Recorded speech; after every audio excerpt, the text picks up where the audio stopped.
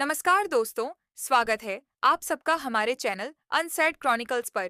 यहाँ आपको मिलेंगी नई और रोचक कहानियाँ। आज हम लेके आए हैं अनिका और रोहित की लव स्टोरी का सीजन 3। वीडियो को लाइक कीजिएगा और चैनल को सब्सक्राइब भी कर लीजिएगा। अब हम आज की वीडियो को स्टार्ट करते हैं। रोहित अनिका का बेडरूम, मारवा हाउस। रोहित अनिका से कहता है तुम्हें थोड़ी देर आराम कर लेना चाहिए अनिका। अब अनिका भी जवाब देती है नहीं अभी नहीं मिस्टर मारवा, मुझे अभी बहुत ही काम है। अब रोहित पूछता है क्या तुम्हें याद है कि तुमने लास्ट टाइम नींद कब ली थी। रोहित की बात सुनकर अनिका बिस्तर पर बैठ जाती है और सोचने लगती है। तभी रोहित अनिका को अपनी बाहों में खींचते हुए आगे कहता है बाकी सभी कामों के साथ साथ तुम्हारे लिए नींद भी जरूरी है। अनिका रोहित की बाहों से निकलकर बिस्तर पर बैठ जाती है। अनिका के ऐसा करने पर रोहित भी बैठ जाता है और फिर बिस्तर से उतरकर अनिका के कंधों पर अपने अंगूठे से धीमी धीमी मसाज देने लगता है और फिर अनिका से कहता है तुमने बीती रात मेरे साथ अच्छा नहीं किया। रोहित की शिकायत सुनकर अनिका के चेहरे पर मुस्कान आ जाती है। वह बिना कुछ कहे अपनी आंखें बंद कर लेती है और बंद आंखों से बात को बदलते हुए कहती है मुझे अभी सोना नहीं है। रोहित फिर से जवाब देता है अभी कुछ मत सोचो और थोड़ी देर के लिए रिलैक्स हो जाओ। रोहित की मसाज जहां अनिका के शरीर को आराम दे रही थी वही उसकी उंगलियों के सफर से उसके अनिका के पूरे शरीर में धीमी धीमी गुदगुदी सी हो रही थी। कुछ ही देर में अनिका को काफी अच्छा महसूस होने लगता है। अनिका रोहित के हाथों पर अपना हाथ रखती है और उसकी तरफ घूम कर देखने लगती है। रोहित अनिका की आंखों को आसानी से पढ़ सकता था। रोहित के चेहरे पर बड़ी ही मुस्कान आ जाती है। वह अनिका को बड़े ही प्यार से अब हग कर लेता है। लेकिन इससे पहले की बात आगे बढ़ती दरवाजे पर खटखटाने की आवाज होती है। अनिका ने ही ब्रेकफास्ट मंगवाया था। सर्वेंट उसे सर्व करने के लिए आ चुके थे। अब अनिका रोहित से अलग होती है और उठकर खड़ी हो जाती है। फिर मुस्कुराकर कहती है आई एम सॉरी मुझे भूख लगी थी। रोहित भी उतने ही प्यार से मुस्कुराते हुए खड़े होकर अनिका के कंधे पर हाथ रखता है और कहता है सबसे पहले तुम्हारी हेल्थ है। सबसे अच्छी बात यह है कि कम से कम तुम्हें पता चला कि तुम्हें भूख लगी है। ऐसा कहकर वह पीछे हटता है और नौकरों को अंदर आने के लिए कह देता है। अंदर आने के बाद वह नौकर रोहित और अनिका को गुड मॉर्निंग विश करता है। Good morning sir, good morning madam. Rohit की तरफ देखकर बड़े ही अदब से कहता है मिस्टर चिराग मेहता सुबह 5 बजे से ड्राइंग हॉल में आपका इंतजार कर रहे हैं। ये सुनते ही रोहित के चेहरे पर सवाल दिखाई देने लगते हैं। दरअसल चिराग बिल्कुल भी वक्त खराब नहीं करना चाहता था। वह इस उम्मीद से इतनी सुबह सुबह मारवा हाउस आ गया था कि रोहित फोन में उसके मिस कॉल देखने के बाद उसे तुरंत बुलाएगा। नौकर बिना रोहित के पूछे ही जवाब देता है सर वह रात में भी आए थे, उनके साथ भूमिका मैडम भी आई थी, लेकिन शायद तब तक आप और मैडम सो चुके थे, उनकी बात नहीं हो पाई थी, इसलिए वह इतनी सुबह ही आ गए हैं।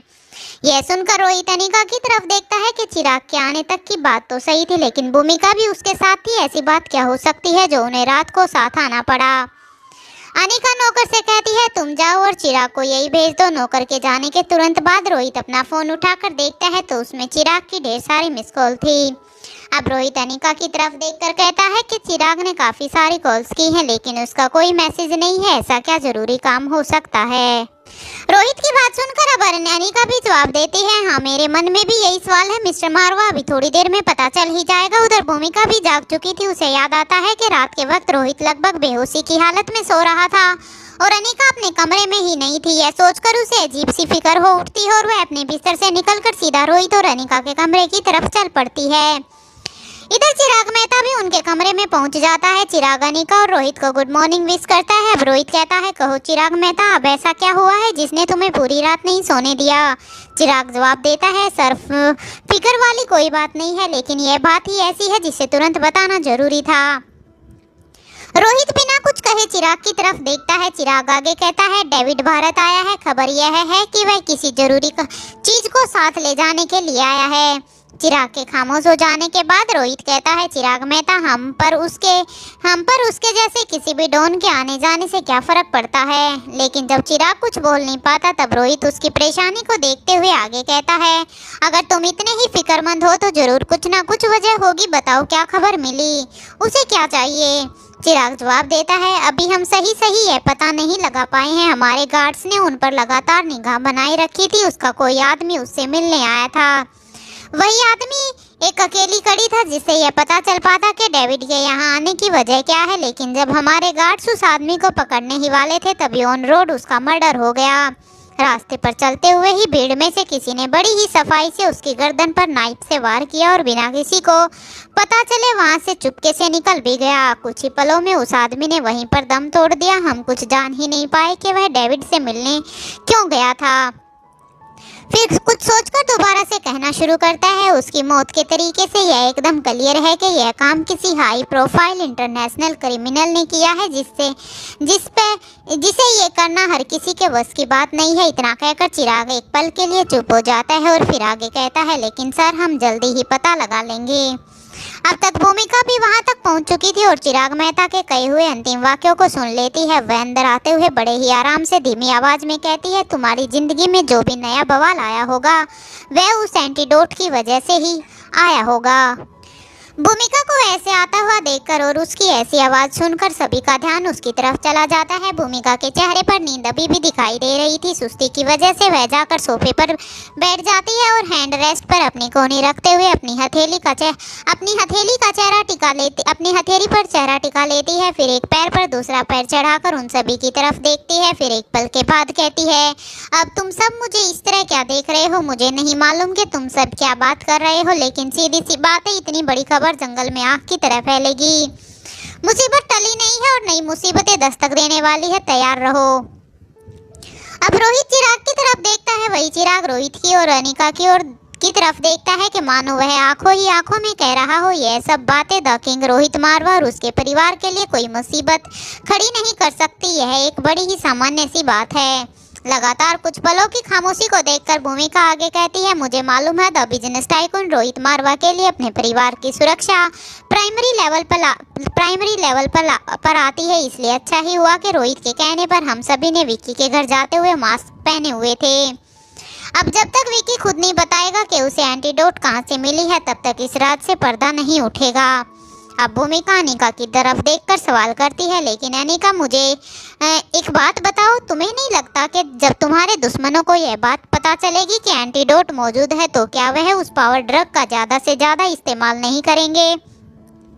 फिर एक पल रुककर आगे कहती है, उन पावर ड्रग की हर एक डोज उनकी मेंटल फिजिकल पावर को बूस्ट करती है। अब उन्हें इस बात का डर नहीं रहेगा कि अंत में वह इस ड्रग की वजह से मारे जाएंगे, क्योंकि अब उन्हें पता है कि उनकी जिंदगी को बचाने के लिए एंटीडोट मौजूद है। अब वह गलत तरीके से बढ़ चढ़कर इसका इस्तेमाल भी करेंगे।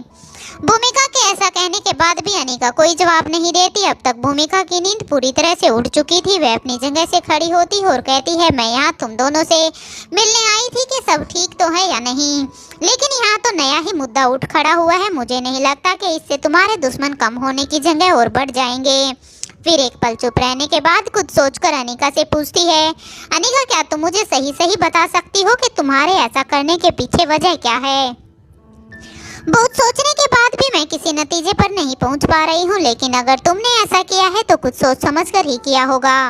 अनिका भूमिका की तरफ देखती है लेकिन कुछ नहीं कहती। तब भूमिका अपनी जगह से उठकर खड़ी हो जाती है और 2 कदम आगे बढ़ते हुए कहती है, मेरे पूछने का मतलब है कि अगर तुम सही समझो तो मैं जानना चाहती हूँ कि इसके पीछे की तुम्हारी प्लानिंग क्या है। अब अनिका बताना शुरू करती है, भूमिका वह कोई मामूली ड्रग नहीं है। हजारों लाखों में से कोई एक व्यक्ति ऐसा होता है जो उसके असर को अपने शरीर पर बर्दाश्त कर पाता है और जिंदा बच पाता है। जो लोग आखिरी डोज तक जिंदा बचते हैं वह भी असहनीय दर्द से गुजरते हैं। यह तकलीफ अलग अलग लोगों पर अलग अलग तरह से अपना असर दिखाती है। जैसे कुछ लोगों के शरीर में सभी हड्डियों के टूटने जैसा दर्द होता है, जबकि कुछ लोगों की नसें फटने जैसी तकलीफ और कुछ को पूरे शरीर की त्वचा पर आग की लपेटों से जलने जैसा महसूस होता है। यह सिर्फ कुछ उदाहरण है, और भी न जाने किस किस तरह के दर्द से उन लोगों को गुजरना पड़ता है। जिस व्यक्ति में जो काबिलियत है और वह अपनी जिस ताकत को बढ़ाना चाहता है, उसी के हिसाब से इस ड्रग की डोज उन्हें दर्द देती है। यह एक बड़ी वजह है कि सब कुछ जानने के बाद अपनी इच्छा से कोई इस ड्रग को इस्तेमाल करने के लिए सामने नहीं आता, क्योंकि जीना सभी चाहते हैं, मरना कोई नहीं चाहता।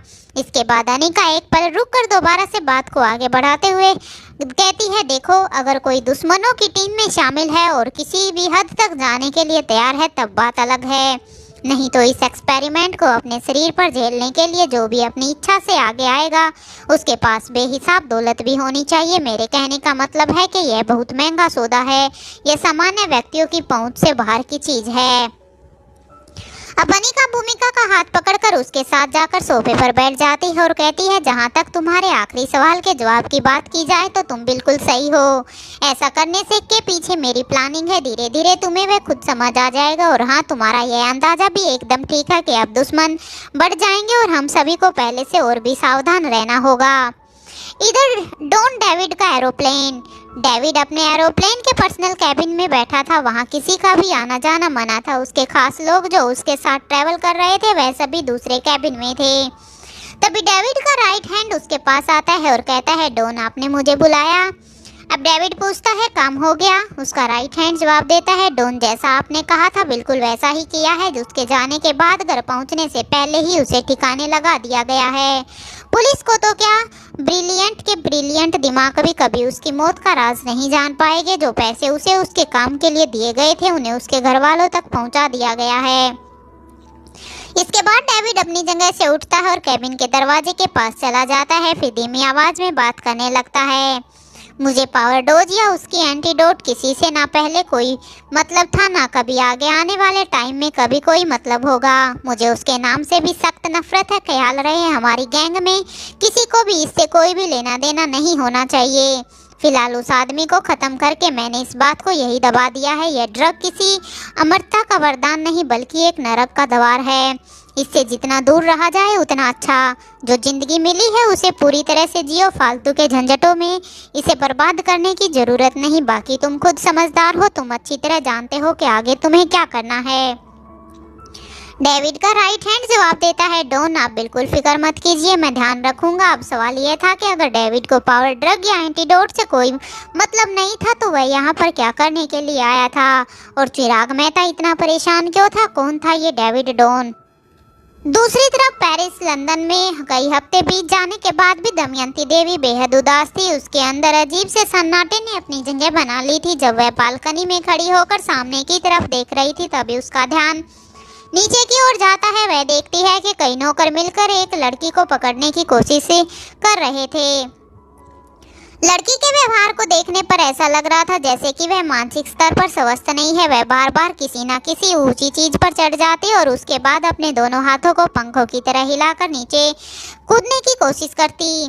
वह कूदने से पहले हर बार कहती, इस बार मैं जरूर उड़ जाऊंगी। जो प्रयास करते हैं उन्हें सफलता जरूर मिलती है।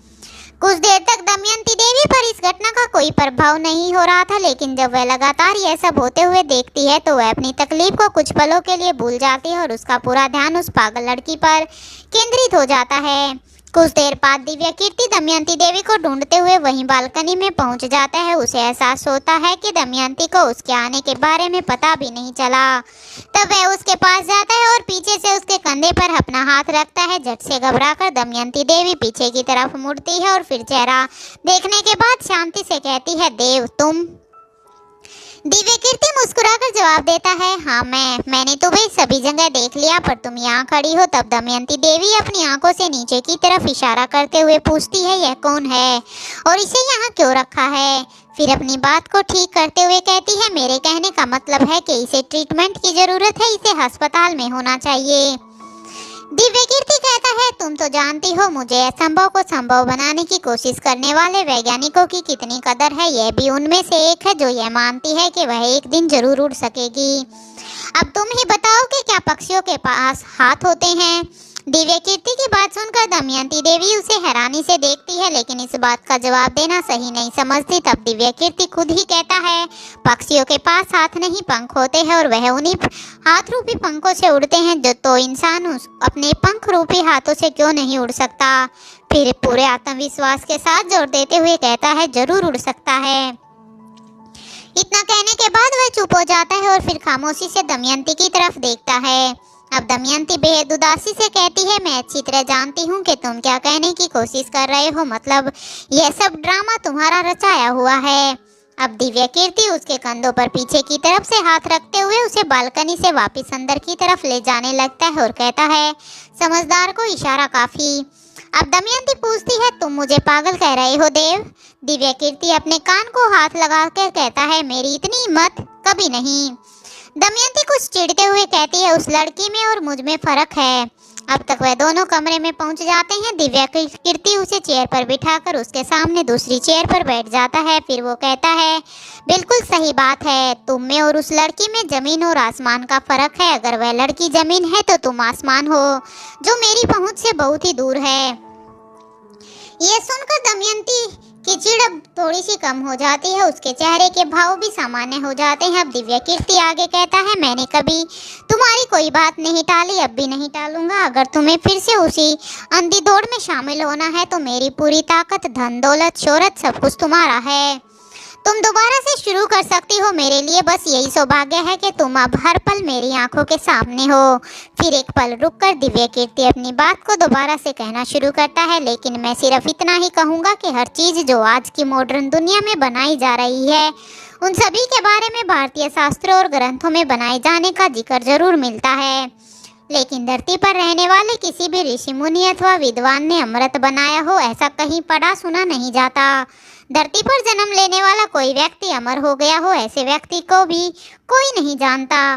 कहानियों में कुछ महान लोगों के नाम आते हैं जो चिरंजीवी हैं, लेकिन उनसे मिला कभी कोई नहीं है। उन सभी को लंबे समय तक जीने का वरदान मिला है, लेकिन उनके समाप्त हो जाने का समय भी निश्चित है। इतना कहकर अब वो चुप हो जाता है। दमयंती देवी, जो अब तक लगातार उसकी तरफ टकटकी बांध कर देख रही थी, वह अपना चेहरा नीचे कर लेती है और कुछ सोचने लगती है, मानो वह आत्म मंथन कर रही हो कि कहीं वह सच में तो अपनी जगह पर गलत नहीं है। कुछ देर के बाद दिव्या कीर्ति फिर से कहता है, आखिर तुम कब तक उस सवाती की प्रतियोगी बनी रहोगी? मुझे नहीं लगता कि उसने कभी तुम्हें अपना प्रतियोगी समझा है। इतनी कड़वी बात मैं कहना नहीं चाहता, लेकिन अगर अभी नहीं कहा तो कभी दोबारा कह भी नहीं पाऊंगा। अगर तुम्हें सच में लगता है कि उसने ऐसी कोई चीज बनाई है जिसे तुम अमरता का वरदान कह सको, तो फिर उससे बेहतर साबित होने के लिए तुम्हें वैज्ञानिकों की फौज खड़ी करने की क्या जरूरत? जब तुम खुद को बेहतर साबित करना चाहती हो तो वह अमृत तुम्हें खुद बनाना चाहिए था अपने दम पर, तब तुम उससे बेहतर साबित होती। दिव्या कीर्ति की इतनी चुभने वाली बात सुनकर दमयंती देवी अपना चेहरा ऊपर करके बड़ी बड़ी आंखों से उसकी तरफ देखने लगती है, मानो अपनी आंखों से आग उगल रही हो। ऐसा कहने के बाद अब दिव्या कीर्ति दमयंती देवी के पैरों के पास बैठ जाता है और उसके घुटनों पर हाथ रखकर कहता है, मुझे माफ कर दो दामू, मैं तुम्हारा दिल नहीं दुखाना चाहता, लेकिन मैं सिर्फ तुम्हें समझाना चाहता हूँ। तुम खुद सोचो कि जिंदगी के इस पड़ाव तक तुम्हारे पास वह सब कुछ था जो किसी भी इंसान के लिए बेहद जरूरी होता है, लेकिन तुमने खुद उन सब के होने पर भी उन सभी के साथ नहीं होने जैसा बर्ताव किया। इस मामले में चाहे बात औलाद की थी या प्यार की या परिवार की, सिर्फ और सिर्फ उस सवाती के पीछे तुमने अपना सब कुछ बर्बाद कर लिया। एक पल चुप होने के बाद दोबारा वो कहना शुरू करता है, दामू, यदि ये मान भी लिया जाए कि सवाती मल्होत्रा जिंदा है और ऐसी कोई चीज सवाती के पास है, तो तुम्हें जो तुम्हें चाहिए तो तुम खुद स्थिति का विश्लेषण करके देखो कि वह सवाती तुमसे भी ज्यादा बदनसीब है। तुमने अपना सब कुछ हबा कर खोया है, लेकिन उसने वह सब कुछ बहुत पहले ही खो दिया। अपना बच्चा, अपना प्यार, अपना परिवार, सब कुछ। फिर बड़ी ही दयनीय भाव से कहता है, दामू, जो माँ क्षमता होने के बाद भी अपने बच्चे को दूध ना पिला सकती हो, उससे ज्यादा दुर्भाग्य किसका हो सकता है? जो अपने बच्चों की छाया न बन सकी हो, उसकी काया किस काम की? जो अपने परिवार का पोषण न दे सके, इसे उस इंसान के औषधीय गुणों का क्या फायदा? दिव्या कीर्ति की बातें सुनकर एक बार फिर से दमयंती का तमतमाता चेहरा शांत और ठंडा हो जाता है। दमयंती को शांत देखकर दिव्या कीर्ति दमयंती देवी के दोनों हाथों को अपने हाथों में पकड़कर कहता है, जो सब कुछ खो गया उसे पाया नहीं जा सकता, लेकिन जो बचा है उसके बारे में सोचो जरा। तुम्हारी जिंदगी का बड़ा हिस्सा अभी भी बाकी है, तुम अभी भी इसे खुशी खुशी जी सकती हो। जो सब कुछ पूरी जिंदगी तुम्हें करना चाहिए था और तुमने नहीं किया, उसे अब कर सकती हो। अब बस करो यह दौड़। वह कॉलेज की लड़कपन की जिंदगी को बचपन तक लेकर मत चलो, वह सब कुछ बहुत साल पहले ही खत्म हो चुका है, भूल जाओ वह सब कुछ। एक नए सिरे से नई जिंदगी जियो जैसे सब जीते हैं। अब वह अपनी जगह से खड़ा हो जाता है और सामने रखी टेबल पर बैठकर दमयंती देवी की तरफ देखता है। फिर कहता है, मैंने पूरी जिंदगी तुम्हारा इंतजार किया है, आगे भी कर लूँगा। तुम्हारे लिए अगला जन्म लेकर भी आ जाऊँगा और फिर इंतजार भी कर लूँगा। लेकिन दामू, मैंने जो कुछ भी इकट्ठा किया वह बस यही सोच करके शायद तुम कभी लौट आओ और हम फिर से अपनी बचपन वाली जिंदगी को दोबारा से जी सकेंगे। मेरे पास जो कुछ भी है सब कुछ तुम्हारा है, तुम जैसे चाहो वैसे इस्तेमाल करो। फिर 2 पल की खामोशी रहती है और एक बार फिर से दिव्य कीर्ति आगे कहता है, मैं जो कहना चाहता था उसे समझाने के लिए मैंने अपनी सबसे बेहतरीन कोशिश की है, लेकिन आखिरी फैसला तुम्हारा ही होगा। आज भी वही है जो बचपन से लेकर आज तक होता आया है। फिर मुस्कुरा कर कहता है, दामू कहे और देव करे, तुम कहो और मैं करूं। इतना कहकर दिव्य कीर्ति की आंखें भर आती है और उसका गला रूंध जाता है। वह वहां से खड़ा होकर खिड़की के पास चला जाता है और बाहर की तरफ देखने लगता है। कुछ पलों के बाद उसे महसूस होता है कि दमयंती उसके पीछे खड़ी है। जब वह मुड़ता है तो दमयंती धीरे से अपने सिर को उसके कंधे पर रख लेती है और फिर धीरे से कहती है, पूरी जिंदगी जिससे दुश्मनी निभाई हो उससे अब दोस्ती करना आसान नहीं होगा। जिसका नाम सांसों से ज्यादा बार लिया गया हो उसे भूल जाना कैसे संभव होगा। उन गलतियों के लिए प्रायश्चित कैसे हो सकेंगे जो पूरी जिंदगी भर की हैं। इतना कहने के बाद वह रोने लगती है। दिव्य कीर्ति बड़े ही प्यार से उसके सिर पर अपना हाथ रखता है और उसे दिलासा देने की कोशिश करता है। मैं हूँ तुम्हारे साथ, तुम मन तो बनाओ, सब संभव हो जाएगा। दमयंती देवी पूरी तरह से टूट चुकी थी। दमयंती देवी को जानने समझने वालों में से किसी ने सोचा भी नहीं था कि इतना बड़ा साम्राज्य खड़ी करने वाली उस साम्राज्य के टूटने से भी ज्यादा खुद चकनाचूर हो जाएगी। जिसकी नजर में अमर होने के लालच में दूसरों की जिंदगियों को कभी कोई कीमत नहीं थी, उसे जिंदगी का मूल्य तब समझ में आया जब इसी पागलपन में अपनों की जिंदगियों से हाथ धो बैठी। अब भी कोई नहीं जानता था कि वह किस दिशा की ओर मुड़ेगी।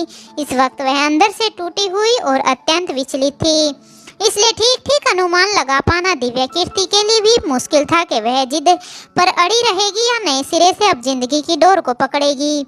लेकिन दिव्य कीर्ति उसे जिंदगी की ओर वापस लाने के लिए हर संभव प्रयास करना चाहता था। इधर गुलेरिया हाउस दिल्ली में पूरा गुलेरिया परिवार डाइनिंग टेबल में इकट्ठा दिखाई देता है। सभी बेसब्री से रोहित और अनिका के आने का इंतजार कर रहे थे।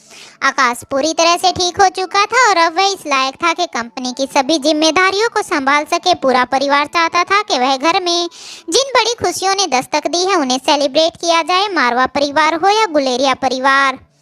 इस तरह की तैयारियों के लिए उनके पास पूरी फौज थी, लेकिन फिर भी ऐसी बहुत सारी बातें थी जिन्हें इस खुशी के माहौल पर आपस में बैठकर डिस्कस करके फाइनल करना जरूरी था। जैसे ही रोहित और अनिका गुलेरिया हाउस पहुंचते हैं, सभी उन्हें लेने के लिए हाउस के दरवाजे तक आ जाते हैं। यहाँ तक कि श्रेया भी जल्दबाजी में छोटे मेहमान को ही गोद में लेकर वहां आ पहुंची थी।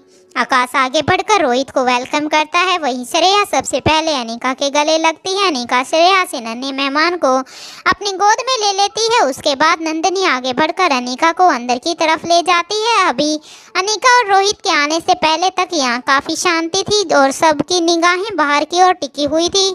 अब वहीं चहल पहल और हंसी मजाक का माहौल था। सिद्धार्थ, मयूर, राजलक्ष्मी, ओमकार, प्रीति और घर के बाकी सभी बच्चे भी यहीं पर मौजूद थे।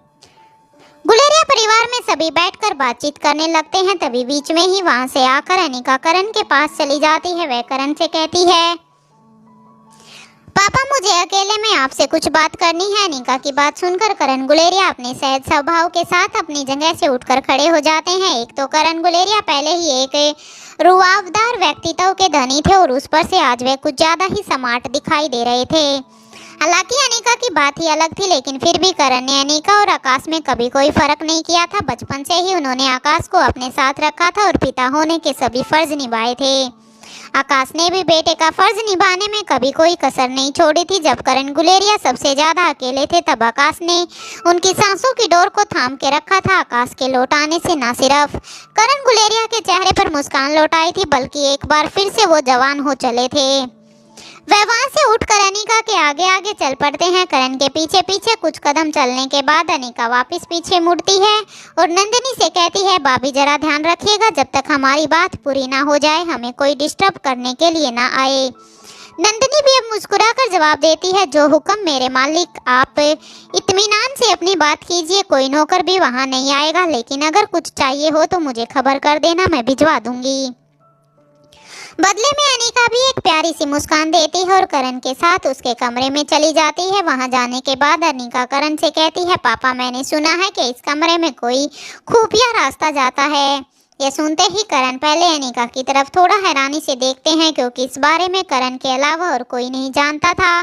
जिन्हें इसकी जानकारी थी वह हमेशा के लिए सभी से दूर जा चुके थे। फिर वह अपने चेहरों के भाव को सामान्य करते हुए हल्के से मुस्कुरा देते हैं। उसके बाद बड़े प्यार से अनिका के सिर पर हाथ रखते हुए कहते हैं, मैं कैसे भूल सकता हूँ कि मेरी बेटी से भला कोई बात कैसे छिप सकती है। बताओ तुम्हें इस खुफिया रास्ते से क्या काम आ गया है। अब अनिका कहती है, यह मैं वहां पहुंचने के बाद बताऊंगी, इसलिए पहले आप मुझे वहां ले चलिए। Actually it's a surprise for you. पहले करण थोड़ी देर कुछ सोचते हैं कि आज अचानक से अनिका को यह क्या सूझा, लेकिन अपनी प्यारी बेटी को मना करने का सवाल ही नहीं उठता था। वह अच्छी तरह से जानते थे कि अनिका बिना मतलब कोई काम नहीं करती है, इसलिए वे मुस्कुराते हुए अनिका से कहते हैं, ठीक है, मैं तुम्हारे शौक के लिए तैयार हूँ, लेकिन अब मेरी उम्र हो गई है। झटका ज़्यादा तेज मत देना, कभी मैं बर्दाश्त न कर पाऊँ। करण गुलेरिया की बात सुनकर अनिका मुस्कुरा देती है। फिर करण आगे कहते हैं, मेरे साथ तो आओ। अनिका करण के साथ चल पड़ती है। करण उसे अपने चेंजिंग रूम में ले जाते हैं, जहां वहां पर एक खंबे पर नक्काशी का काम किया गया था। करण उसे हाथ लगाते हैं तो वह फिंगरप्रिंट के मिलते ही रोशनी से भर उठता है और कुछ ही पलों में वह दो हिस्सों में खुल जाता है।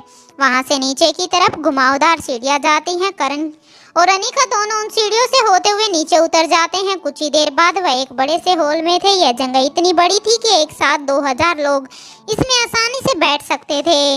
वहां पहुंचने के बाद करण कहते हैं, यही है वह जगह, अब कहो मैं तुम्हारी क्या मदद कर सकता हूँ। अब अनिका जवाब देती है, अभी थोड़ी देर इंतजार कीजिए, खुद पता चल जाएगा। थोड़ी ही देर में उस हॉल का एक दूसरा दरवाजा खुलता है, जिससे दो लोग आते हुए दिखाई देती हैं, जिनकी वेशभूषा और चाल ढाल से ही दिखाई दे रहा था कि उनमें से एक स्त्री थी और दूसरा पुरुष। जैसे जैसे वो पास आते जाते हैं, करण को ये चेहरे जाने पहचाने लगते हैं। तभी करण को ऐसे लगता है जैसे कि वह पीछे की ओर खींचा चला जा रहा है। उसके आसपास की सभी चीजें घूम रही हैं। वह अपने शरीर पर नियंत्रण नहीं रख पा रहा था। उसके पैरों में से जान निकल गई थी और वह नीचे की ओर धंस रहे थे। जब वह दोनों करण के पास आकर खड़े हो जाते हैं तो कुछ पलों के लिए वहां खामोशी छा जाती है। सन्नाटे की आवाज कानों में किसी घंटी की तरह महसूस होती है। उसे स्त्री की खूबसूरती ऐसी थी कि जिस पर नजरें टिक जाएं। उसने सिल्क की हल्के गोल्डन कलर की साड़ी पहनी हुई थी। उसका चेहरा आज भी वैसा ही दिखाई दे रहा था जैसा सालों पहले था। अगर कुछ फर्क था तो वह यह कि वह उसके चेहरे के हाव भाव में पहले जैसी न गर्म जोशी नहीं थी, बल्कि उसे तेज स्वभाव की जगह वह शांति ने ले ली थी। उसके चेहरे, चाल और वेशभूषा से ओज झलक रहा था। एक पल के लिए करण को ऐसे लगा जैसे वह गिरने ही वाले थे। तभी वह अपना हाथ वहां रखी हुई एक मेज पर टिका लेते हैं। उन्हें अपनी आंखों पर विश्वास नहीं हो रहा था कि आज जो दिखाई दे रहा है वह सच है। उन्हें यकीन ही नहीं था कि उनकी बेटी उनके साथ ऐसा कर सकती है। जब करण दूसरे चेहरे को देखते हैं तो दंग रह जाते हैं। वह था करण का सबसे अजीज, उनका वह दोस्त जो उसके भाई जैसा था। वह दोनों कोई और नहीं बल्कि वे थे जो कभी करण गुलेरिया की दोनों ही जान हुआ करते थे, जिसमें से एक था उसके हर सीक्रेट का साथी, जो यह भी जानता था कि करण के कमरे तक जाने वाले खुफिया रास्ते के दो दरवाजे कौन कौन से हैं। उनसे गुलेरिया हाउस में करण के कमरे तक आया कैसे जा सकता है और उनसे बाहर कैसे निकल सकते हैं, जिसका नाम था लक्ष्मीकांत। दूसरा चेहरा वह था जो करण की जिंदगी थी, स्वाति मल्होत्रा। आज की वीडियो के लिए सिर्फ इतना ही। नेक्स्ट एपिसोड कल अपलोड होगा।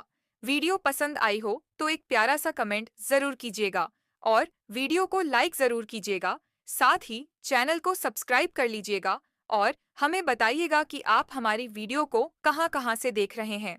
धन्यवाद।